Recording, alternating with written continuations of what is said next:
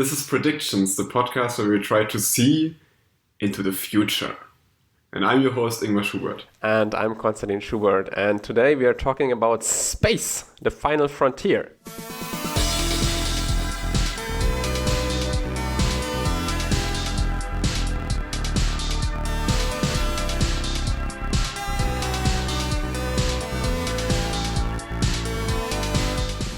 So the big news in space right now is SpaceX. They've been launching 2 launches in the past 4 weeks in January at time of this recording, with 60 satellites each in them.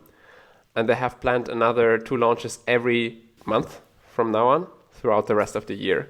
So this comes out at about 25 launches times 60 satellites. That's a lot of satellites. Ingmar, can you explain why they're launching so many satellites and what that is about?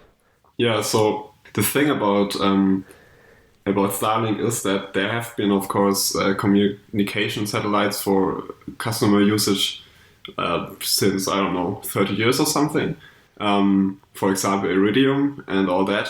But the thing about Starlink really is that the satellites are really flying very, very low.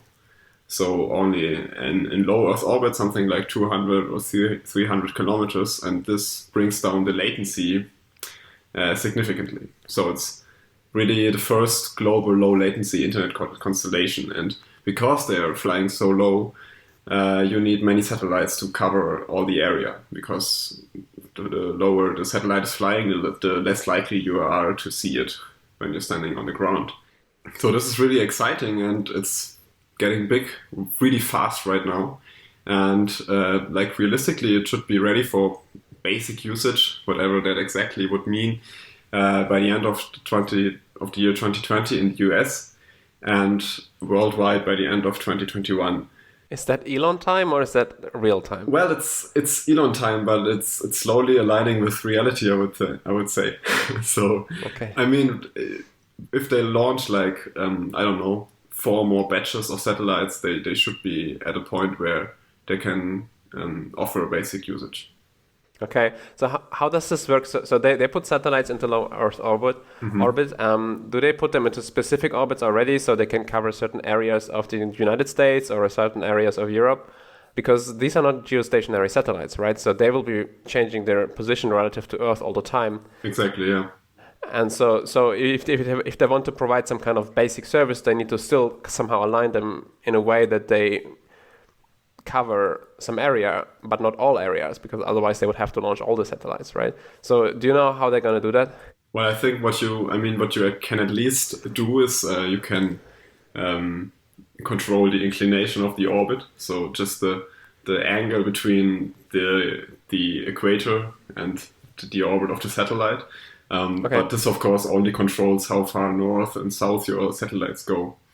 I don't know, actually. I think they can kind of steer how the satellites space out, and I'm not sure, actually. I think you can in some ways control where you have better coverage and where you have less. But yeah, this is also something I don't really understand. I think it has more to do with regulations and all that.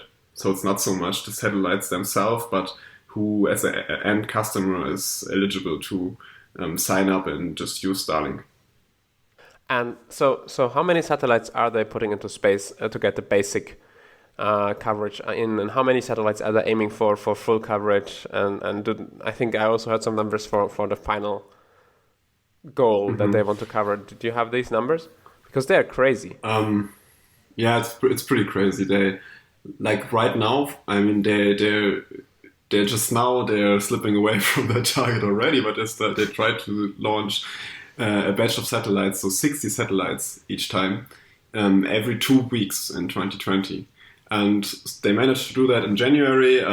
It seems like the first launch of February is already a little bit delayed, but nevertheless, the order of magnitude is around 100 satellites per month. Mm-hmm.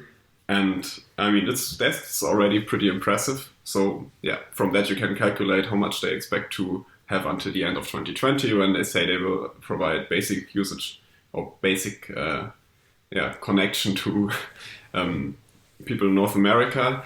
And yeah,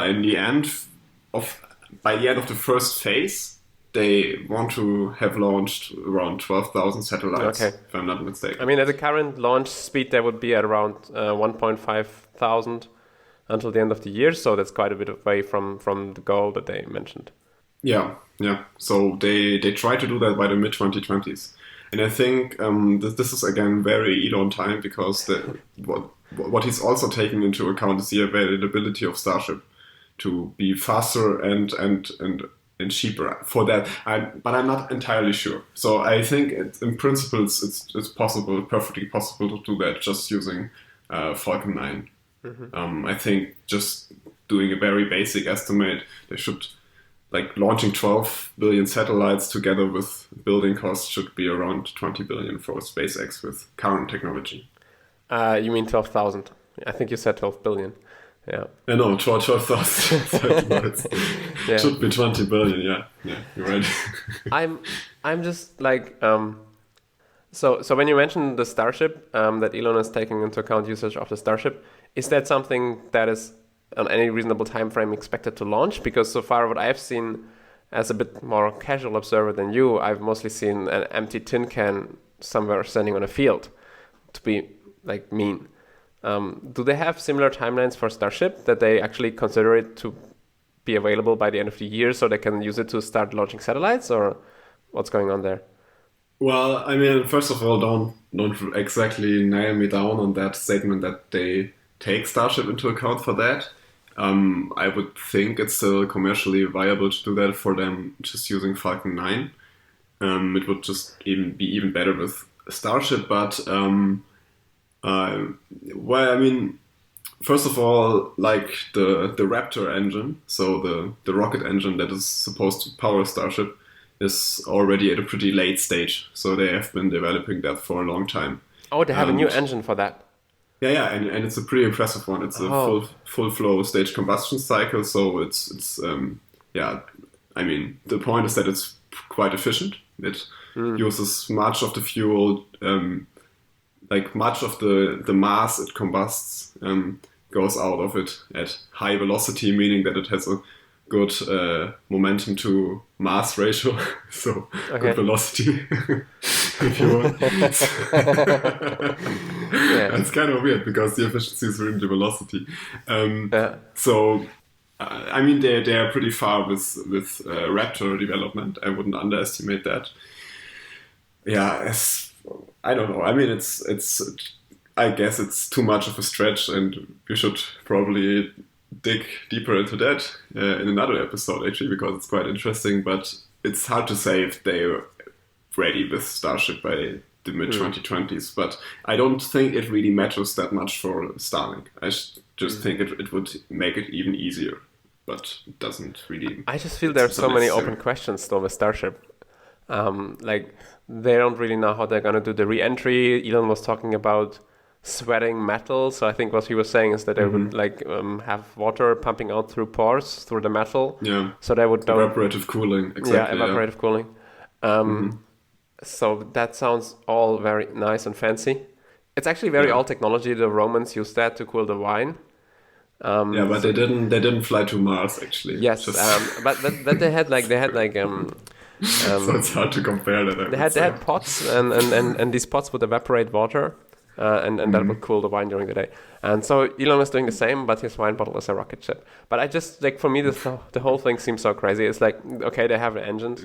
Maybe I'm not a rocket scientist, but I feel like there's more to a rocket than the engines. And the whole thing, like a single-stage rocket, is out of, I don't know, it's so revolutionary. If he had not landed rockets before, which nobody thought he would be able to do, and I also didn't think he would be able to do, I would just not take it seriously at all. But Elon or SpaceX, let's say SpaceX is a bit of a special case.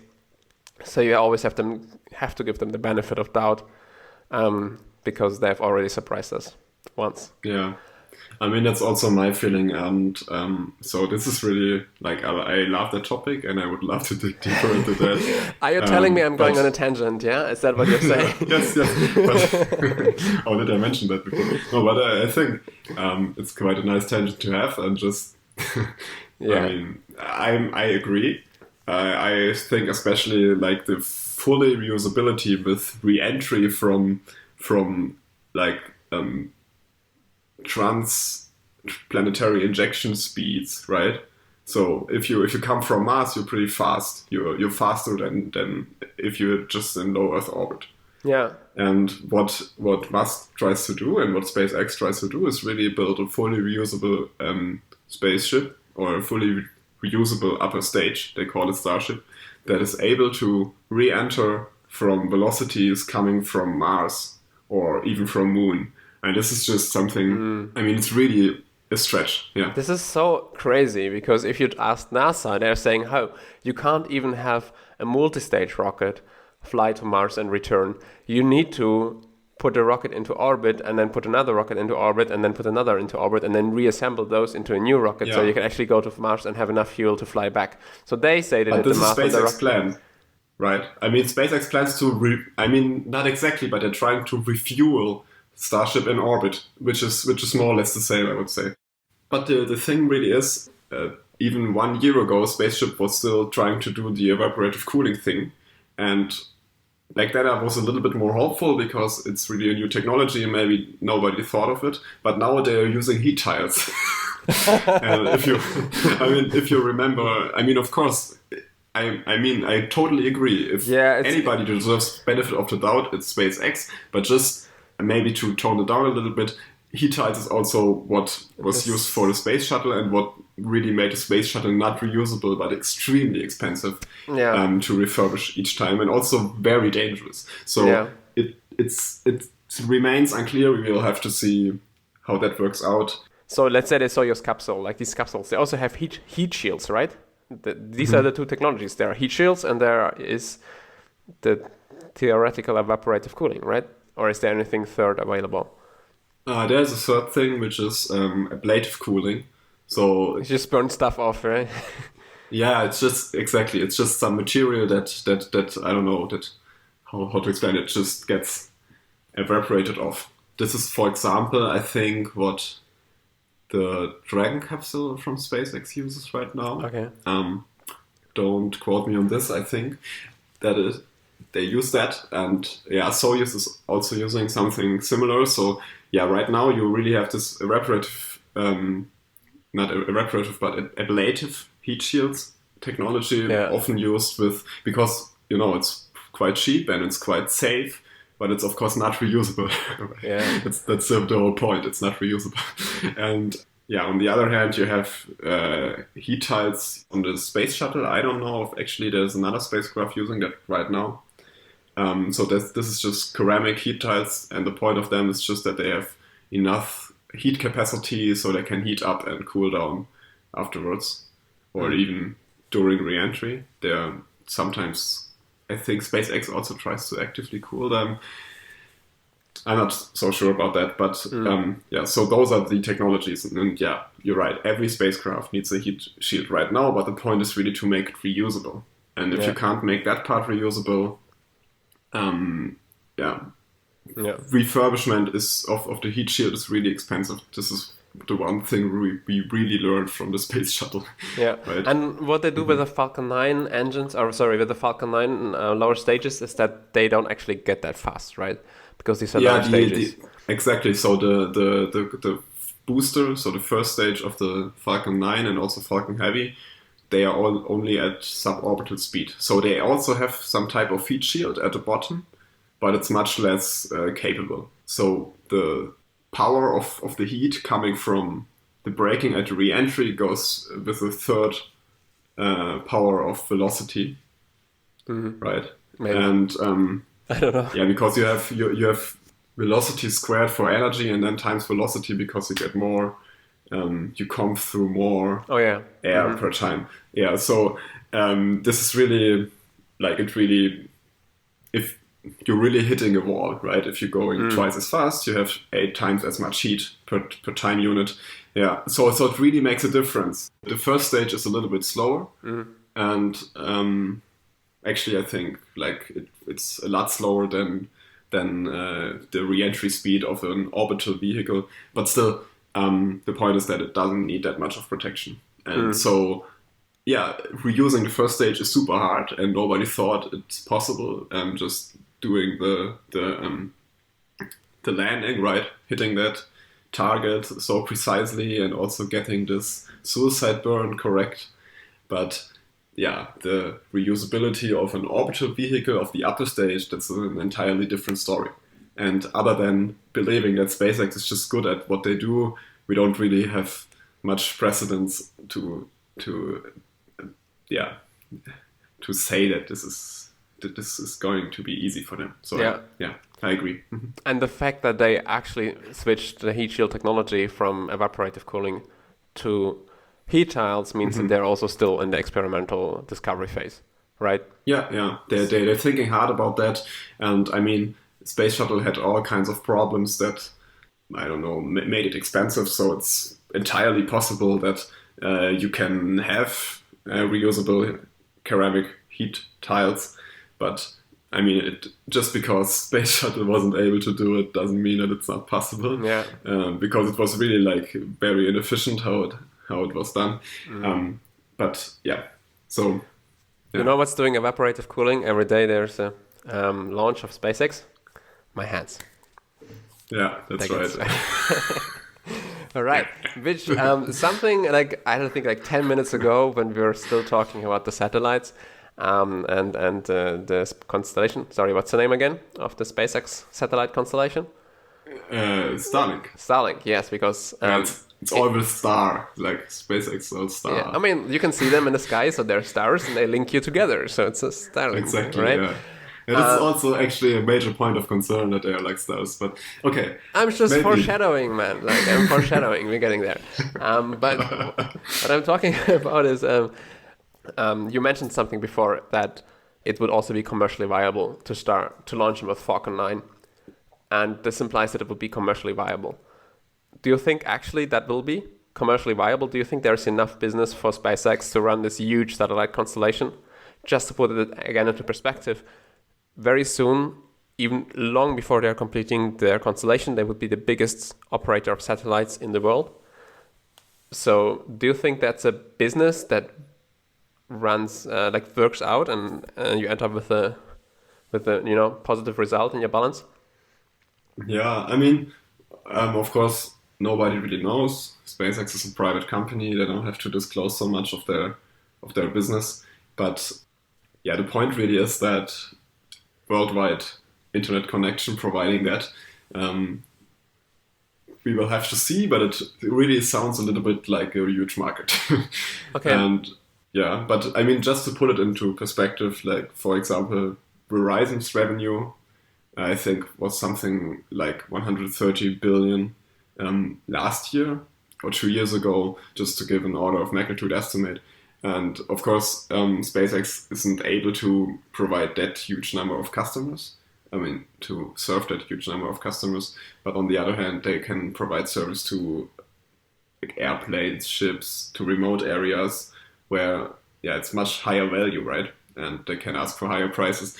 I just think, I would just say they've thought through this, and I would just believe them that it's a business. I don't see any tactical reason for them to do it if they don't believe it's going to be viable. I don't know. I think Musk is running his companies because he wants to see them build cool stuff. Sure, yeah. But I mean, what I really, I mean, you can say about Elon Musk all you want. Yeah, but exactly. That's he's not so much into putting Starlink into orbit. I don't think he really cares about that. Oh, really? I really believe him when he says that he tries to fund, his journey to Mars. Okay. So, but still, maybe he just sees it as the one project that will finance his journey to Mars, and that's why he's doing it. But maybe there's just not. So what SpaceX basically is doing is they are creating demand for their launches, right? So they say, okay, we have so many launches, the global launch market is limited. We want to make more money. We want to increase our revenue. So we create new demand. We go into a new market. We start providing internet services. So I think this may also still be wishful thinking that they want this to work out so they can have more revenue and go to Mars. I'm a bit skeptical. Yeah. You mentioned Verizon before. Sorry, we talked about me interrupting you, but I see another pattern emerging here. So I see Verizon is a mobile network operator, right? They don't do wired internet going into homes. They do for mobile phones in the United States. Is that correct? I'm not sure actually. Because I Live think there. I think they are. So like if maybe you can compare to Comcast and so on. But I think something you touched on before is the market that SpaceX can address is really just those people who don't have a wire going to their house yet, right? Because the receiver that you will need to connect to Starlink is about the size of a satellite dish, maybe a little bit smaller. So it's something you can maybe put on a car, maybe on a truck. You're not gonna put this on your backpack when you walk around the city, right? So you're still gonna need mobile phones that connect to mobile phone antennas, where you get your 4G. And so what this is useful for is maybe mobile backhaul, so going from the mobile antenna to a satellite, so you don't have to connect your mobile antenna thingy to a fiber backhaul. But there you will probably have problems with throughput, or it's useful for people who don't have a wire going to their house yet. I think there's a big problem in the United States right now where there's not enough competition in the internet market. I think in other countries it's similar. So you have one provider, maybe a second provider, and they basically have agreed on price fixing, and they both have very high prices. So SpaceX coming in there would probably for many people be an interesting alternative price-wise to switch over and choose another internet provider using SpaceX. But what I think will happen is that these Comcast, anybody who has wires in the ground, they just reduce their prices because they can, because they don't have a lot of expenses connected to that, right? So they will reduce their revenue, they will earn less money, but it will end up being also impossible for SpaceX to follow suit. I think they will just price SpaceX out of the market. So where SpaceX will actually be able to retain customers long term are those that don't have a good connection through Comcast. And I think these are mostly rural people, maybe remote areas, maybe ships and these other things, planes. And I think it's an interesting market, it's a big market. But I think this market Germany. is... Yeah, but in Germany, also, I'm in Berlin, every house has a wire going through it, right? So if you have a wire, usually it's easier to put internet through it than going wireless. Yeah, of course, if SpaceX is very nice and very reliable, there may be regions which are wired today where it won't be worth it to start maintaining that, and these people may switch to SpaceX because it's more economical, and the internet providers will stop supporting these areas. But I think, in overall, if you look at the big cities where the real money is for internet providers, it will still be the old guild making the money, and SpaceX basically is left to collect the scraps. Where people rurally, or in Germany, or in other countries where you have bad internet, can connect to SpaceX. And I think it's a very interesting market. I think Iridium is making some money with it. I'm sure SpaceX can address a much bigger market than Iridium, but I don't think it's anywhere near the market that ISPs have today. I would rather look at Iridium, maybe take a factor 10 of that market and look at that revenue.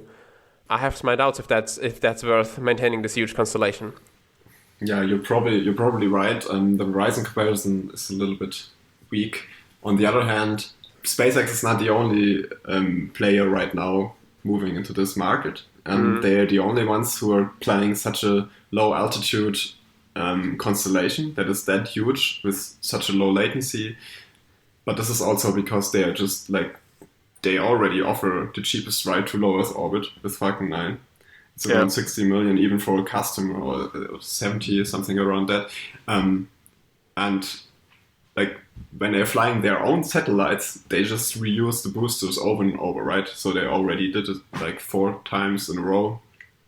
And SpaceX really can bring the costs down for themselves. And even though other providers don't have access to that, like OneWeb and so on, and also Amazon, together with Blue Origin, is trying to get a constellation up, which is still earlier in stage. Bezos has a contract with Bezos, right?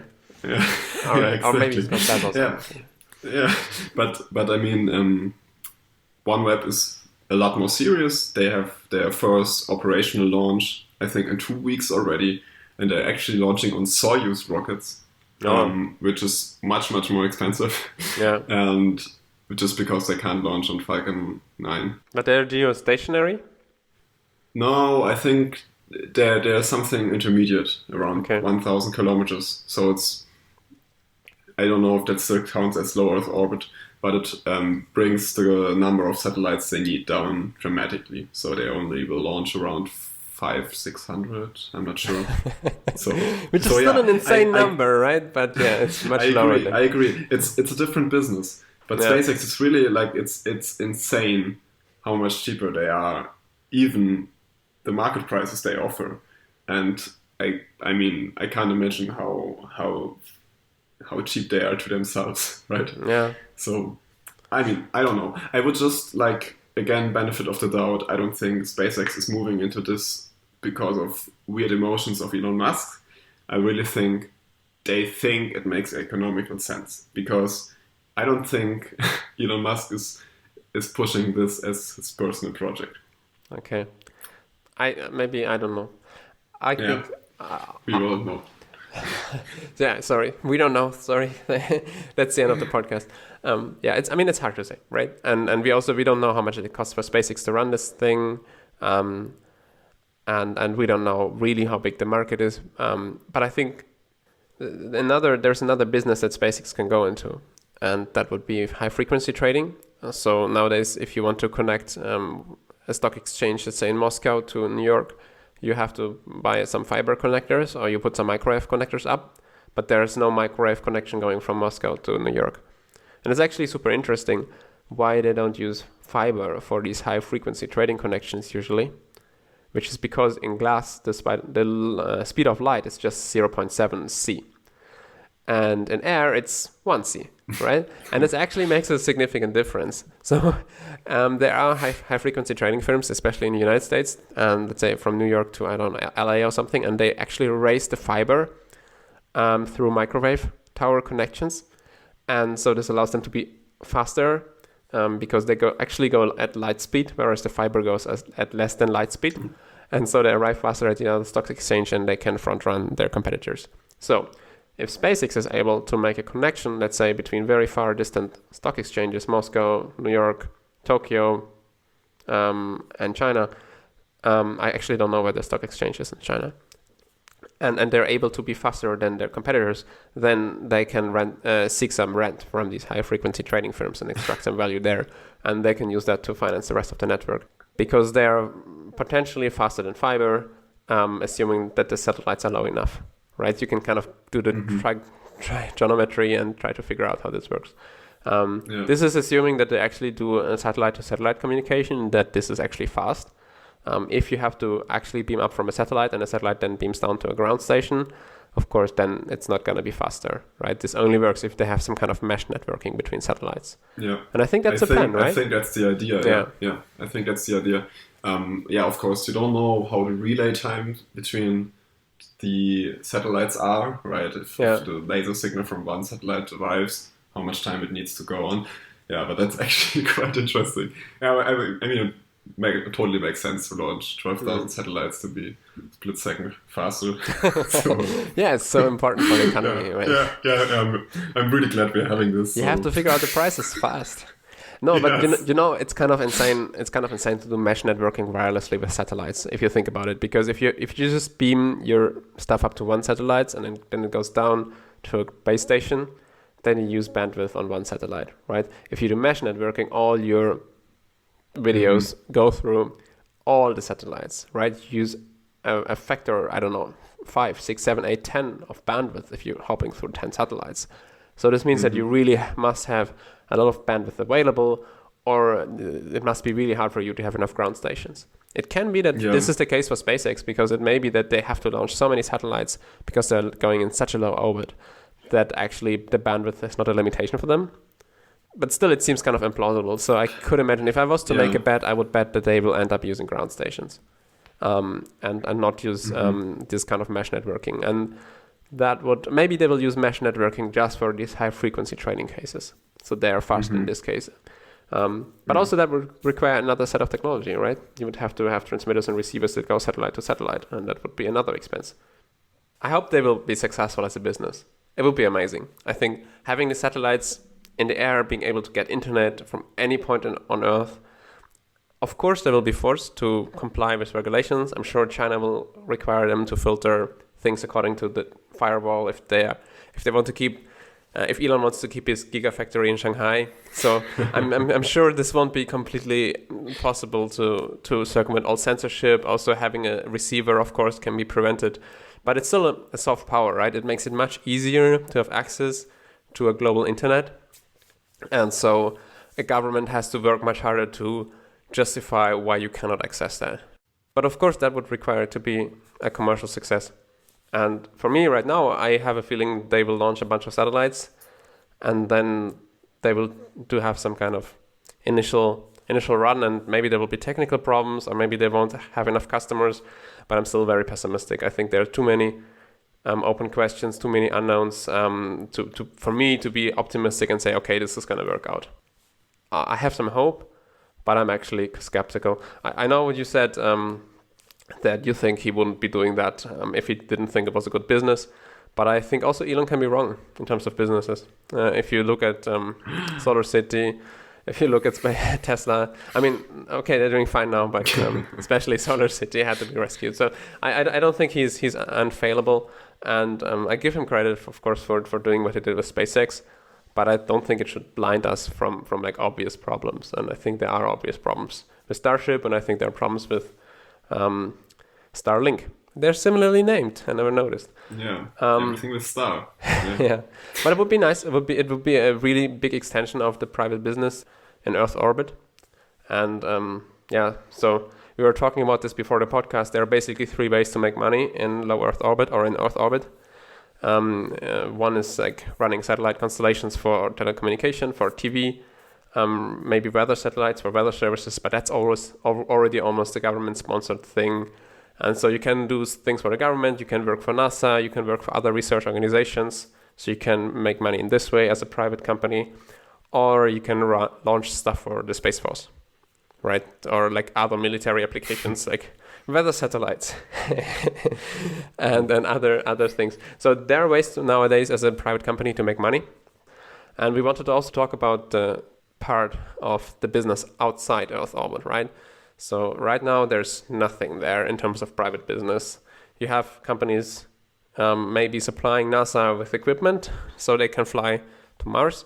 But as far as I know, there is nothing, not even a government contract going on outside Earth orbit. Is that correct? Yeah, sure. I mean, if you're Lockheed Martin, you're able to sell NASA an Orion capsule for $1 billion each. So that's actually quite a profitable business. But is it flying Orion capsule? No. Or is it? No, of course. That's... I mean, yeah, they tested it like 4 years ago, I think. Is that part of the space launch system thing of the NASA plan to go to the moon? Well, it's not technically a part of it, but it will be used together. Yeah. So Orion is the capsule used together with Space Launch System rocket, with which they are planning to go to the moon and allegedly to Mars. But I wouldn't like to go to Mars inside the Orion capsule. I don't know. Why? You don't trust it? Well, no. It's just like it's way too small.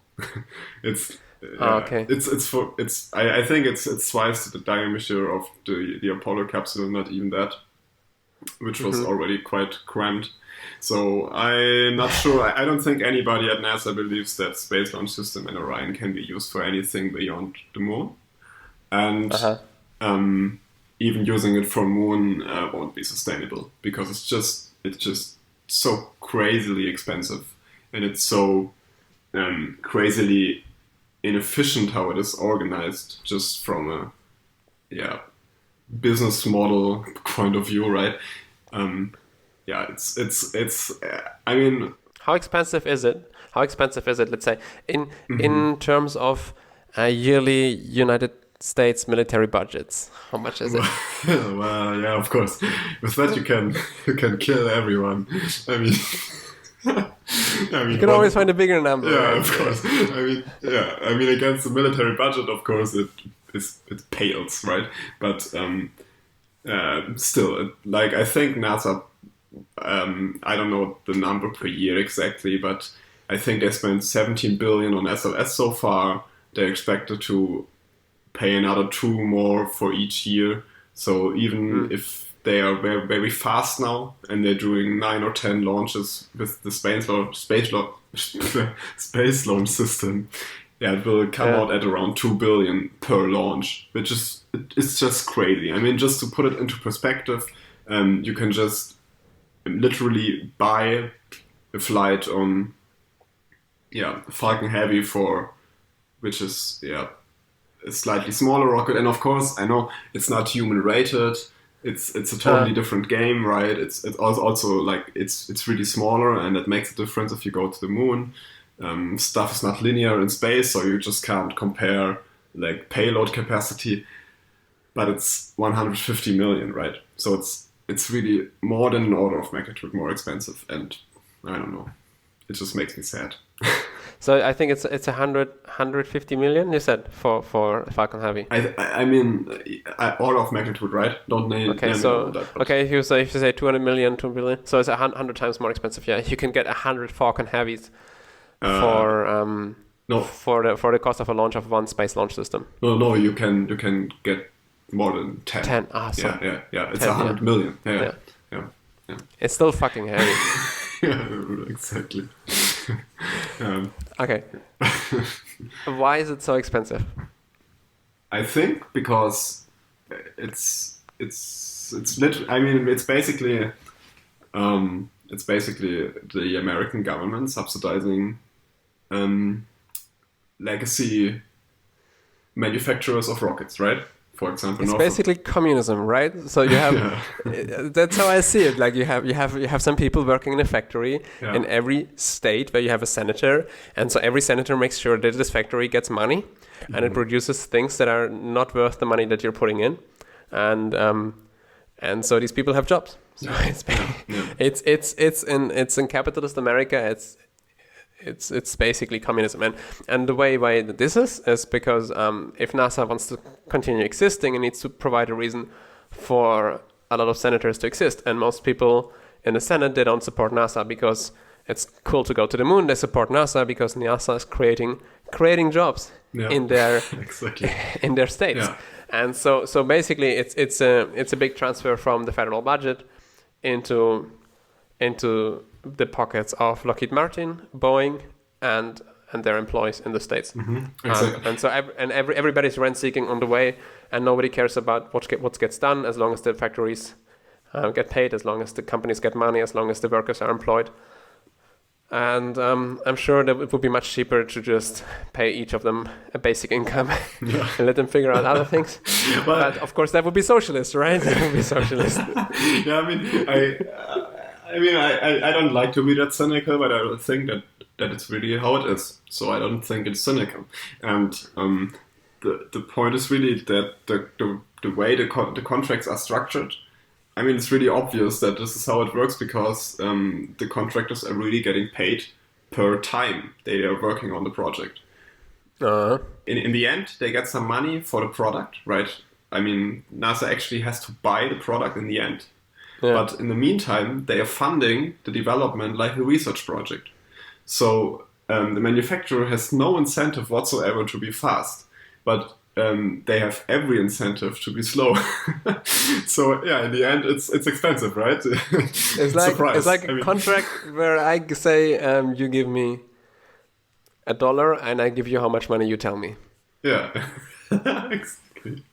I mean, it's quite a good contract, and this is also why, I don't know, Lockheed Martin has, I think I just read a random number today, but I think they have around 17% operating profit, which is, I mean, it's quite a good business, but but it's not actually a business, right? That's the point, it's subsidized. And yeah, it's a sign of a rent-seeking monopoly. Yeah, and this is quite sad because it puts it's also a bad image for spaceflight in general, right? Because of course you won't go to the moon if it's $3 billion each time. You won't. No, but if nobody wants to go to the moon, because once you go to the moon, the payout stops happening, right? Yeah. I mean, I'm sure NASA wants to go to the moon. I'm sure there are people there who are idealistic. But yeah, I mean, every time you work with external contractors, it's a nightmare. And if you pay them by the hour, and if you have no long-term leverage where you can kick them out of the next contract, you're the government, and they know that you want to keep paying for them because otherwise, they will cut the jobs. It's completely regulatory capture. It's fucked. So for us who want to go to the moon, who don't want to play these games, are there any other nations who want to go to the moon? Are there any other private companies? I know India had sent a rover. It was a little bit fast during landing. Yeah. Yeah, but still, I mean, it's really like if you read up how much money they spend on it, that's efficient governing, right? That's that's how you do it. Yeah, I mean, I respect that. I respect that they tried, and I'm sure they will do better next time. And it's super nice that India is doing this, and I'm sure China is also working on plans. I think China announced that they want to put people on the moon as well. Yeah, I think so, and yeah, of course. Horst Seehofer is trying to get Bavaria on the moon. Yeah, there are moments in history, or there are moments in my life where I'm like, I doubt my sense of reality. And I like to do this podcast because I like to think that I have a good grasp of what's realistic and what isn't realistic, and that I can kind of distinguish good news from fake news, and that I'm able to have a realistic view on the world. And then there are these news where I'm like, yeah, no. Yeah. There's no fucking way there's a Bavarian space mission. Bavaria 1. It's called Bavaria 1. They're going to bring Weißwurst and Brezeln to the moon. And the logo was also very silly. Yeah, wait, let me find the logo of this Bavaria 1 thing. I didn't dream that. It's actually the head of Markus Söder on the logo, right? You have to Google that. I was sure it's a parody. This is incredible. Google Bavaria 1. You have the face of a Bavarian politician in blue on a black backdrop with some stars behind, and then a circle around like these kind of mission logos. It says Bavaria 1. It really looks like a Superman logo from the 30s. It looks ridiculous. Yeah. So, okay, they're not going to go to the moon. Well, that's for sure. Yeah, I mean, I kind of like the effort. I try to be not that cynical about it, right? Because they're still they're trying to be innovative, but it's just too much of an endeavor for Bavaria. I mean, Bavaria is the greatest country in Europe. Sure, that's for sure, but still. It's so. I mean, I respect every space effort. I respect it, even if it's for personal gain. I don't care. Space is too important, but this is just silly. Yeah, the way it looks. Yeah, I mean, they should really. I mean, that's what Germany is doing, right? They're investing in ESA, but they don't do their own thing. It's just too much of an endeavor. ESA is actually not trying to go to the moon. They're more doing the scientific telescope stuff and all that. But also their budget is much lower than NASA's. But that's another topic. Maybe we can talk a little bit about other private endeavors to go past Earth space. Of course, Jeff Bezos is trying to do what Elon Musk does. So he founded his own space company, and they're trying to go. They're building a moon lander, which very much resembles the Jeff Apollo. Bezos. Yeah, exactly. And funnily enough, has Markus Söder on it. I don't understand why it's weird. Yeah. But, so the Blue Origin is trying to build a moon lander. They are explicitly trying to sell mostly to NASA, right? NASA. I think they're trying to roll this back now already. I mean, Congress is just too fast on this. But the status 2 months ago was that they are trying to build a station in the Lagrange point of the Moon-Earth system, so somewhere near the moon, basically, and doing stuff there, and also going to the moon surface from there. And Blue Origin wanted to provide a lander for this, and you could call this private business beyond Earth orbit, but I'm not so happy with that classification, because I think it's still government subsidized. It's not privately inherently working out, right? I agree. I mean, it's a bit different than, let's say, Lockheed Martin, because I think Blue Origin is not paid by the hour. Exactly, they're selling the product, which is a huge step forward, because they're actually incentivized to do good Yeah. and affordable product. But They take some responsibility Yeah. for the thing, and they believe in that they can produce something other than Lockheed Martin, who's basically like, well, I don't know, just give me money and I will figure out if I can do something. maybe. Maybe. Let me see if I have something to sell. You just give me some money. But I agree, it's not really private. And I think the Starship from Elon Musk, he also wants to fly to the moon with it, even though he doesn't really want to go to the moon. But whatever, I mean, if you have it, right? Well, why not? it's right? just there. Yeah. I didn't mean to, but Yeah, that's the plan. But okay, so they want to go there as well. That would be a private flight, but I think it would be mostly space tourism.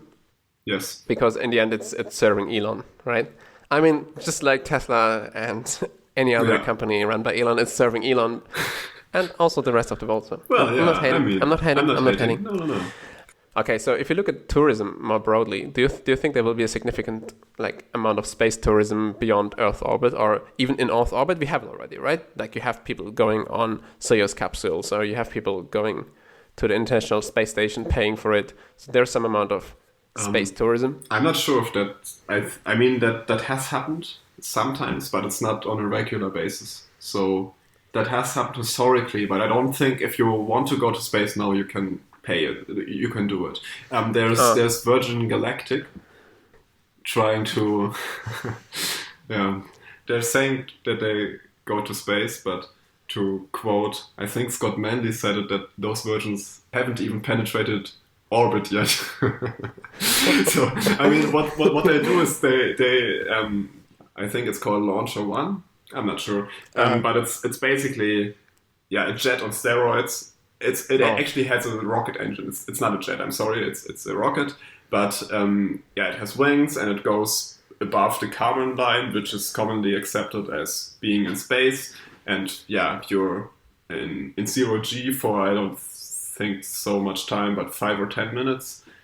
And this will be available to customers in 2 or 3 years. It's probably safe to say that. But other than that, I don't think there's any tourism right now. There was another company who did that before, right? They also had this kind of plane that they would send into space and then land again. And I don't think they ever did it, but they were planning to do it. I'm not sure. I remember reading about it like 10 years ago in Technology Review, and they had kind of cool bullet eyes and their airplane. So I'm sure it happened. Well, the thing with bullet eyes, that's actually the Virgin Galactic one. But okay, of course, I mean they all have bullet eyes. Okay. Forget that. Yeah, this plane with the circular windows, that's a Boeing, I recognize.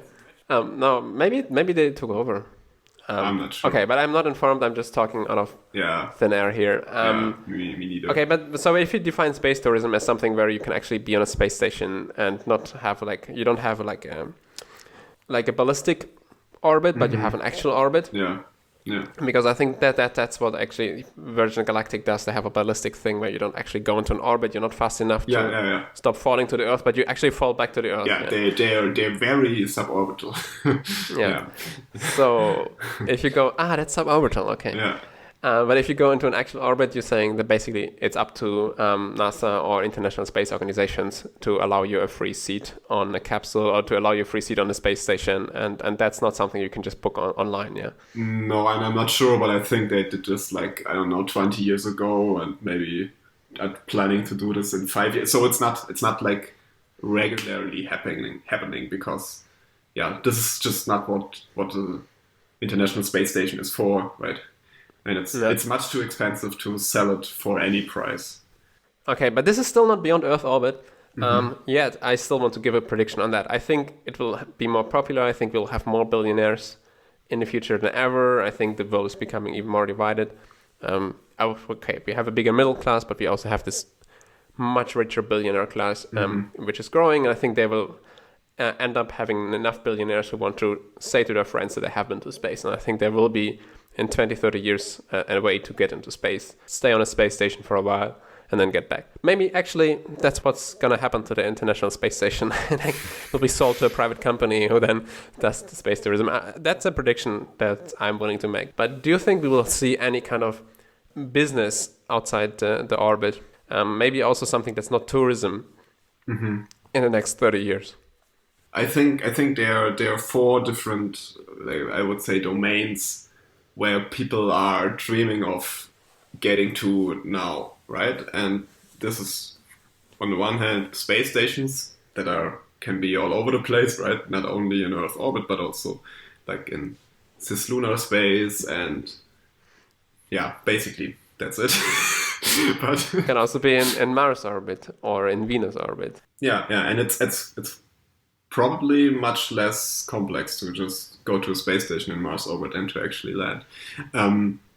Yeah, and I don't know. I mean, maybe let's start with space station. So we already talked about tourism.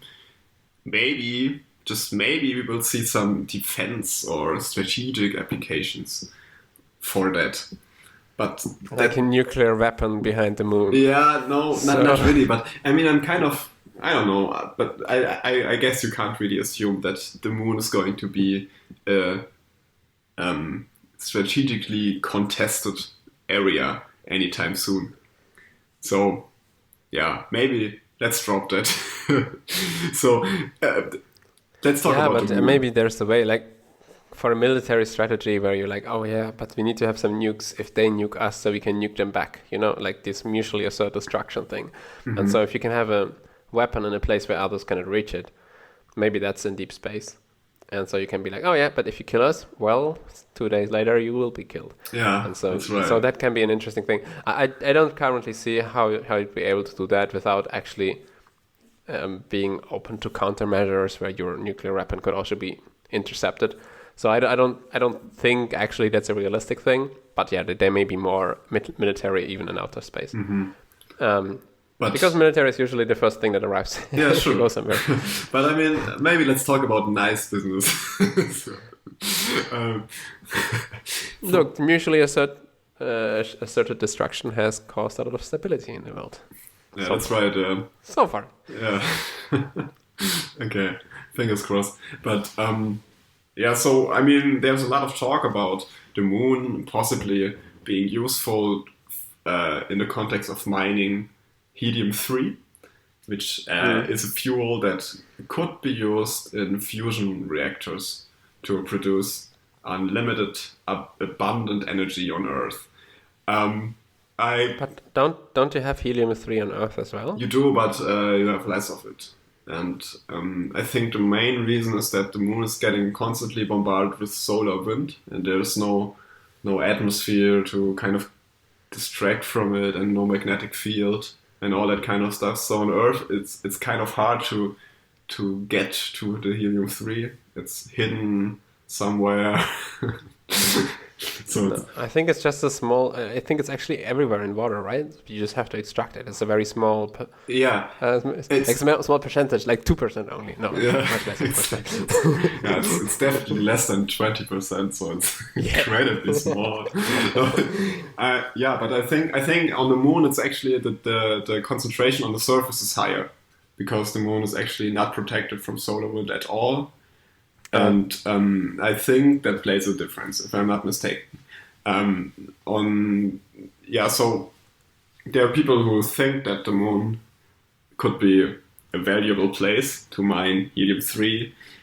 I mean, for me, I'm a optimistic, futuristic guy. So, but I think that is that your Tinder profile?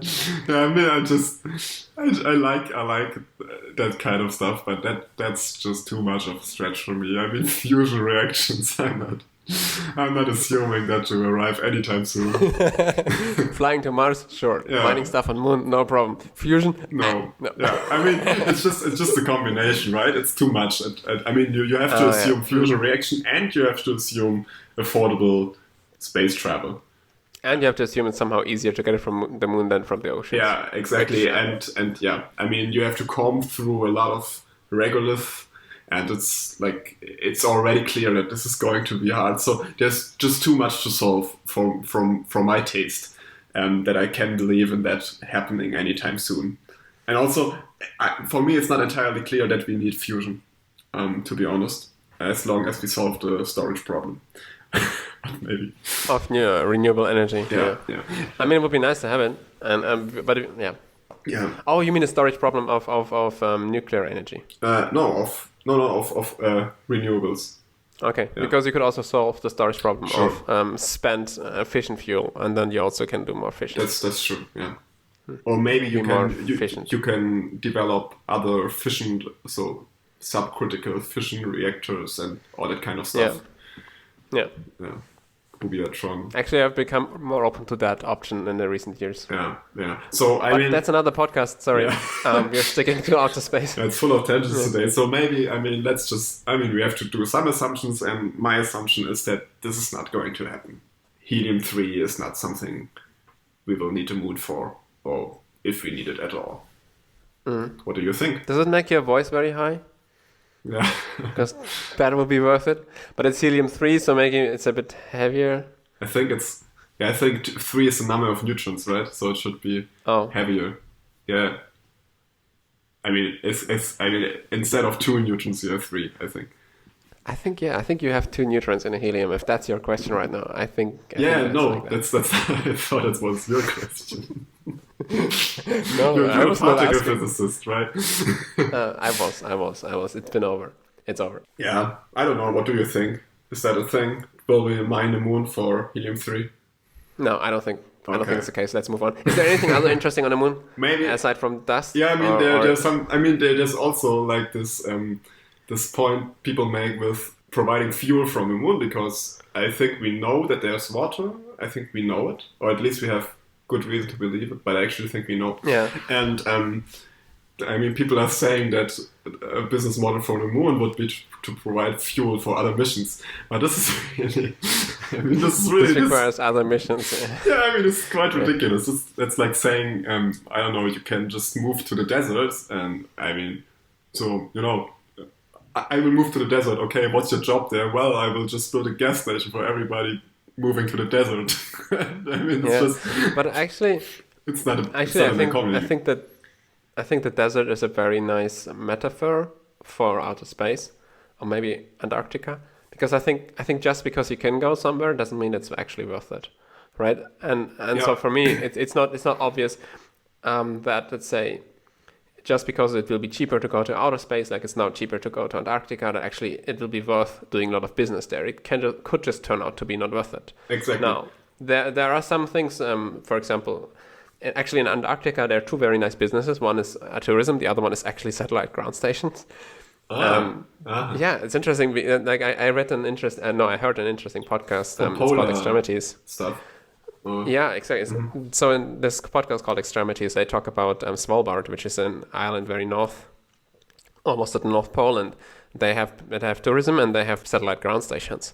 Because if you have polar orbits, you need to have ground stations where you can see the satellite when it's over the poles, right? And so you need to have people down there manning these stations, and this is a business. Anyways, what I'm saying is that there was a time when we couldn't go to Antarctica, and there was a time when we couldn't go to outer space. Now there's a time where we can go to Antarctica. It's a bit painful, it's a bit expensive, but it's not like impossible, right? So what you see is some amount of tourism and some niche industries. But it's not obvious to me that there's necessarily going to be an industry that's worth it in outer space. So I think the one that we haven't touched on yet, maybe asteroid mining, like you get resources from very metal-heavy asteroids. I don't think the moon has a lot of metal apart from the Indian lander. Oh, burn. I just wanted to get that one in. But there are some asteroids which have a very high metal content. And I mean, there are also other landers that are there on the moon. Anyway, so there are asteroids that have a lot of metal. Some of them I read are 80% iron. Now, it's probably not going to be worth it to fly to an asteroid and start mining it to get back iron to the Earth, because probably you also already have steel in your spaceship. But they also have other precious metals, such as all these names. I wrote it down. Okay, and I know platinum, I know gold, and there are other rarer metals that you can mine. And so there are people saying, and there are actually some private enterprises already springing up who say, okay, it's worth it to actually fly there, pick up some ore, some metal-rich stones, and carry the whole stones back to Earth, and then on Earth extract the metals from there. Mm-hmm. Or actually, there's the other way that you go there and you build a ore smelting factory on an asteroid. But actually, I'm not even finishing that sentence because that's insane. Like bringing a whole factory to an asteroid, having the kind of energy requirements that you need to have electric arc smelting on an asteroid. I don't think that works out. But that would be interesting for me. What you think about the economics of getting metal from an asteroid? How expensive is it to really get a kilogram from there? Yeah, actually, just one thing I just thought of. I mean, isn't like refining metal on Earth is much based on gravity, right? You melt stuff down and then it separates based on its density.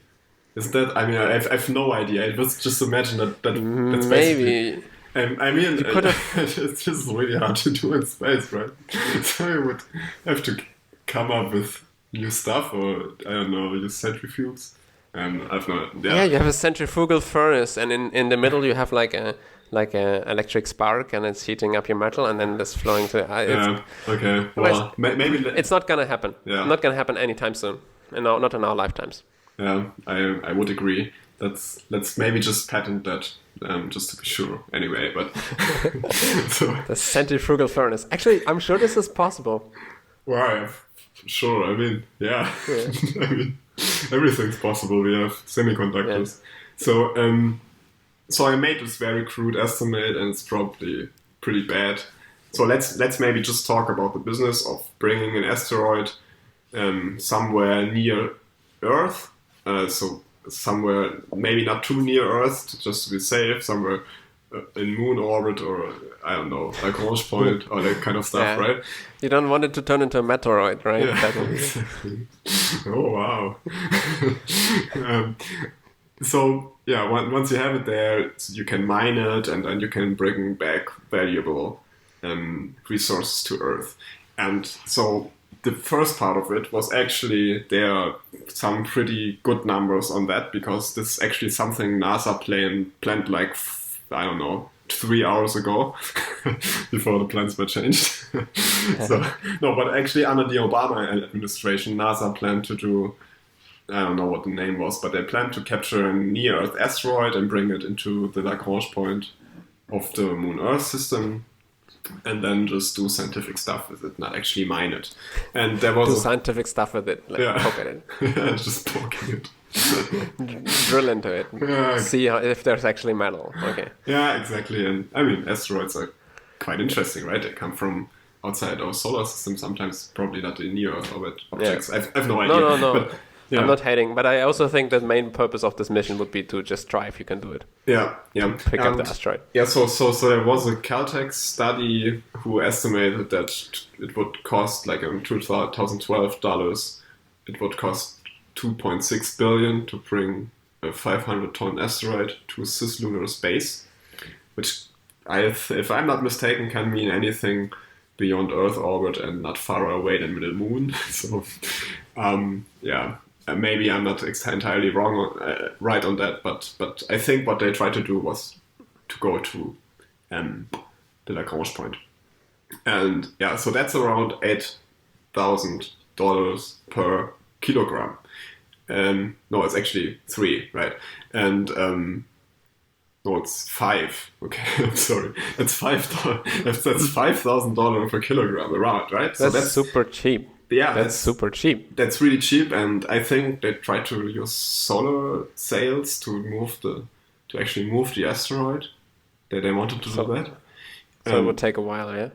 Yeah, and of course you have to find an asteroid that doesn't have such a high relative velocity to the Earth-Moon system, right? So you don't have to put in so much acceleration. And yeah, so let's just say that's about right. And I mean, it doesn't sound so realistic if a single space launch system launches 2 billion. But let's just say they have some type of efficient machinery, and that's, I think, for our purposes, that's a quite reasonable number. €5,000 per kilogram. Then it's probably like 2.5 billion for Lockheed Martin for the rocket, and like 100 million for the students who are building the machinery to bring this out.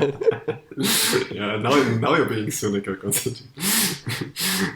So yeah, once you have this, you have to mine the asteroid and bring the stuff back, and yeah, I don't know how much that is. I'm just just to, I don't know, just to put in some numbers, we can assume, just to get the order of magnitude, right now it's around $3,000 to launch 1 kilogram of payload into low Earth orbit. And of course, you're not in low Earth orbit, but you're in lunar space. But on the other hand, you launch empty spaceships to the asteroid and you bring them back full. And like dissipating energy is, from an engineering point of view, it's hard. It's hard, but it's not actually expensive to do so, because you can just brake using the atmosphere, right? So Yeah. I don't know. Maybe for an order of magnitude estimate, it's safe to assume, or it's not safe, but it's okay to assume that it's $3,000 more per kilogram. So then we would be at right? $8,000 per kilogram to mine an asteroid. So this is more or less using today's technology. And now you can do the math and just look up some numbers, and you already touched on this. Check which metals would be actually worth more than $8,000 per kilogram, and that's actually not that many metals, right? And also they would have to be perfectly pure, and it's basically just platinum and gold. Yeah, you made the list here. I think it's 30K for platinum, 47K for gold. So if you're able to bring, it's like 47 is like 6 times 8 roughly, right? So if you have more than a sixth of your asteroid would be gold, then you would be theoretically at break even, bringing it home. I don't think there's any asteroid out there who has more than a sixth of gold. I know there are some asteroids who are like, I'll have a lot of iron, and I just was researching like for 20 minutes before this show, and I read some different numbers, but I think it's about 10% of iron content. I assume if they have gold, it's not going to be 10%. So it's going to be less. I think that there was this one who was really hyped for having a lot of gold. I don't know if it was sure that that's the case, or if it was just, I don't know, that it was just an assumption. And also, I don't know how pure it would have been. Yeah. I mean, you also have to take into account this capture technology. It really only works for near Earth objects, and it's not so clear to anyone how many asteroids you can find near Earth. I mean, in a dynamic sense, near Earth, right? So on a similar trajectory. On a delta V scale. Yes, exactly. That are that valuable, and I mean it would basically need to be pure gold. And Okay, so we kind of really don't know what asteroids are composed of. Like we kind of try to do some research, but we're not really super sure. So we talked about asteroids. We talked about the moon, helium-3 mining. We talked about space stations and tourism. In German, you say let's put Butter bei die Fische. I think. I think in English it's like when push comes to shove. Do you believe that there will be an operationally profitable business working beyond Earth orbit in the next 30 years? I have my opinion made. What do you think, Ingmar? I'm starting to see the pattern that I'm always a little bit more optimistic. Obviously, we just crunched the numbers and we found out that basically nothing really works. But our assumption, especially for the asteroid thing, was that we are more or less at today's launch costs, right? And I just hope that we will have, I don't know if it's going to be Starship or some other technology, but I just hope that we will have a fully reusable rocket within the next 30 years. And when we're at this point, this will really change the economics of going to space, right? It's more than an order of magnitude that this will lower prices. So for Starship, I don't know, an Elon estimate is that it would be around $80 per kilogram, compared to right now 3,000.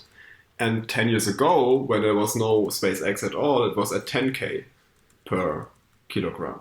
So this is of course too low Earth orbit, and everything's more expensive going to the moon. But I'm just to me, it seems like, naively looking at this, it seems like such a small problem just to build a reusable spaceship that is able to enter from orbital velocities. And once you have solved that, we are pretty sure that we can undercut current prices by 1.5, maybe 2 order of magnitudes. And even if it's just one, just different stuff becomes accessible. And Yeah. I just hope that this is going to happen. And if that's happened, I think it's not an unrealistic point of view to say that then it becomes viable to mine asteroids. And so I'm going with the mining asteroids thing. I also think that there's going to be some tourism, but I mean, let's just be honest, that's not that interesting. So Yeah. yeah. You're right. I'm always more pessimistic, and it's interesting for me because I often come around to be more optimistic after we talk. So I was sure there is nothing gonna be beyond Earth orbit, and then I thought maybe tourism could be somebody flying to the moon. And now I think you make a good case for asteroid mining. Yeah. So if you just interpolate from today's technology, no, right? But if you assume that there is going to be some improvement, yes, it could be. Right. I always like to think of outer space like Antarctica, right? Just because you can go there doesn't mean that you want to go there. And I think outer space will be similar to Antarctica, that not many people will go there. But there are oil rigs in the Arctic cycle, right? And the Arctic Circle. And they're profitable. And so maybe that's a good proxy also, how this will work. Mm-hmm. Do you think we'll go to Mars? Yeah, but just for fun. So I really don't see the business model of going to Mars. I mean, it's just. I mean, for everything that we know, it's just a wasteland. I mean, we can find water there. Well, wow, we can find water on Earth. If you're fast enough and don't get radioactive poisoning. Sure. But I think Mars is again a case of. Maybe become. About a little bit cynical. I'm a huge fanboy of everything that SpaceX does. I would die to see people stepping on Mars, but I don't think there will be a business on Mars. I mean, I just don't see why. I don't think that anybody is really thinking that this will happen. On Mars there's just nothing to do really, right? You can create fuel. And you can hang out. Do you think there's going to be like a colony on Mars with people having children on Mars in the next 100, 200 years? No, I don't think so, no. I mean, I hope that there will be a scientific station which is reasonably cheap to supply. Again, due to my assumption that launch costs will dramatically decline. Or to not assumption, but my hope. Yeah, I mean, you can live on Mars if you're underground in some radiation vault, and I think there's scientific reason to do so, but I don't see why you should move there. I mean, as you said, you don't move to Antarctica, right? Yeah. And it's a much better place to be because I mean the floor is actually not poisonous and you can breathe the air and you're not bombarded by high energy particles. So. Particles. Yeah, I'm also not exactly sure what's flying around there. Yeah. I should know, but I don't. That's the main thing that we've been like talking about implicitly right now on Mars is that you don't have a magnetic field and you don't have an atmosphere, and both of these on Earth are protecting us from radioactive. Yeah.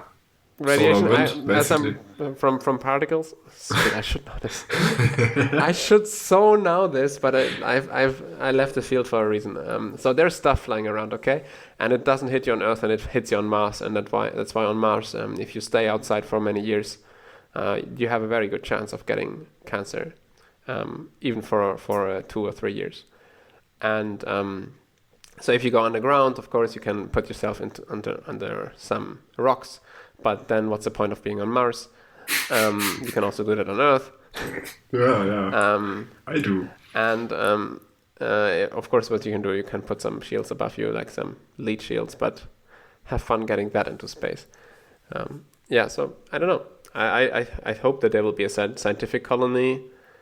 I'm not excluding the possibility that we will find a way to build very big spaceships and send a lot of people on a journey into outer space. Maybe not to Mars, but maybe to some other solar system. You could imagine that happening at some point. And there's this interesting property of relativity that if you reach closer and closer to light speed, you can actually travel arbitrary distances in the universe in finite time, right? Even in a human's lifetime, if you accelerate enough. That's actually quite interesting, because I think that's a common misconception that you can only reach objects with speed of light. I mean, when you're on Earth, I mean, as you just said, I mean, when you're on Earth, it takes somebody else can only travel in your system the speed of light, but once you're moving yourself, time is slower for yourself. So as you just said, that's one way of putting it. Or another way of putting it is that if you're going towards something very fast and you add energy to it, you're gonna go towards it faster. Well, no, that's not a good argument, but let's put it like this. Well, but time goes slower for you. That it is like that, right? So the speed you arrive at something really is monotonically increasing with the energy you put into it. It's quite interesting, right? In your frame of reference, you can always accelerate towards something, and then you get there faster. Everybody is that, but but I think humans are crazy like that. I'm sure there will be people doing that. If you would be able to furnish a starship like that, but I don't see that happening in my lifetime, just because you would need you would need enough acceleration, right, to get somewhere in a human's lifetime, right? Even if you have this kind of spaceship and you know that if you go fast enough you can get anywhere, you need to get to the right speed. You need to put the right energy into that. So you need a lot of energy. And I don't know if you just have a solar sail. That's an interesting question. Imagine you put a human into outer space and you put a solar sail behind that human of like a reasonable size, and you just keep accelerating. How far can you go in your lifetime? I don't know. Well, I think at least you can't get to arbitrary speed, right? Because the pressure you're receiving is like when you're moving away from the sun, the pressure you're receiving is declining like 1/r². And I mean, if you integrate that, this is finite. I don't know. You would have to crunch the numbers, but I think like you can't just like use a solar sail to get to arbitrary speed. Yeah, it's finite in the same way like the gravitational pull of a planet is going to zero if you go farther away from it. It's also 1/r². Yeah, right? Exactly. Right. Yeah. That's you see it like this. Yeah. Okay. So, predictions for the next 1,000 years. Are we gonna go live on other planets as human species? I mean, I'm more an advocate of like we get our shit together. Life on Earth is better. We use resources from other places, but going to like flying around in the solar system is just something that you don't do if you don't have to. I don't know.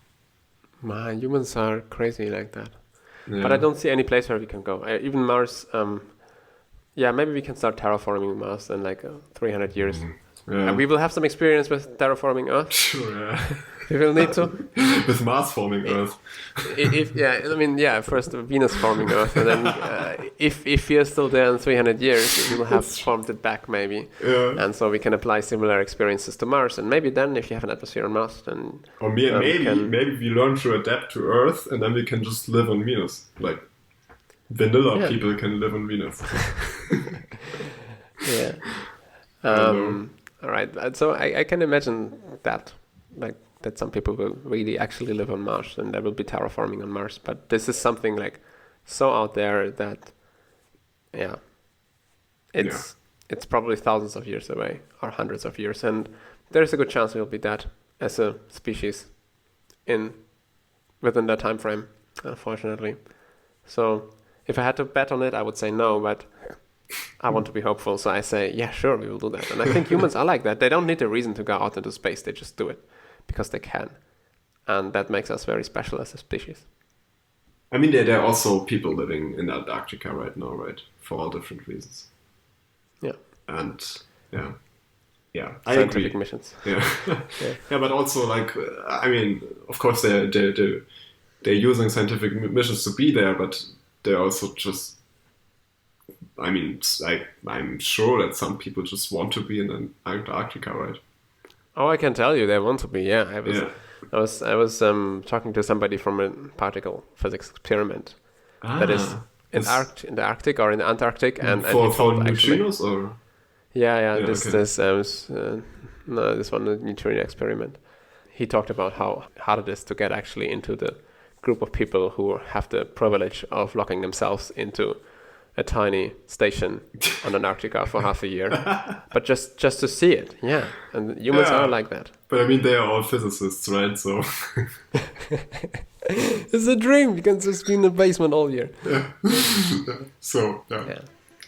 All right. On that note, any further words? No, I think we discussed it all. We're now ready for the future.